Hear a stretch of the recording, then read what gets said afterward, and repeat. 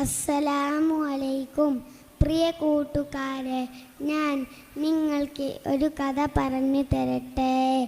ആരുടെ കഥയാണെന്നറിയാമോ? നമ്മുടെ മുത്തുനബി സല്ലല്ലാഹു അലൈഹി വസല്ലമയുടെ കഥയാണ് കേട്ടോ. ഒരു ദിവസം മുത്തുനബി സല്ലല്ലാഹു അലൈഹി വസല്ലമ വഴിയിലൂടെ നടന്നു പോകുകയായിരുന്നു. അപ്പോഴതാ ഒരു കൂട്ടം ആളുകൾ വരുന്നു. അവർ നബി സല്ലല്ലാഹു അലൈഹി വസല്ലമയെ കളിയാക്കാനും പരിഹസിക്കാനും തുടങ്ങി. അവരിൽ ചിലർ നബി സല്ലല്ലാഹു അലൈഹി വസല്ലമയെ ഭ്രാന്ത് എന്നിവരെ വിളിച്ചു. ഇതെല്ലാം നബി സല്ലല്ലാഹു അലൈഹി വസല്ലമ പുഞ്ചിയോടെ കേട്ട് നിന്നു. അവരിൽ ചിലർ നബി സല്ലല്ലാഹു അലൈഹി വസല്ലമയുടെ നേരെ കല്ല് എടുത്ത് എറിയാൻ തുടങ്ങി. ഏറുകൊണ്ട് നബി സല്ലല്ലാഹു അലൈഹി വസല്ലമയുടെ കാലിൽ നിന്ന് ചോര വരാൻ തുടങ്ങി. അപ്പോൾ ജിബ്രീൽ അലൈഹിസ്സലാം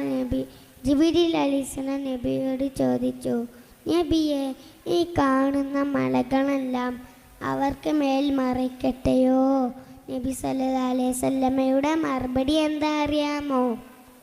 വേണ്ട ജിബ്രീലെ, അവർ അറിവില്ലാത്ത സന്താക്കാരാണ്.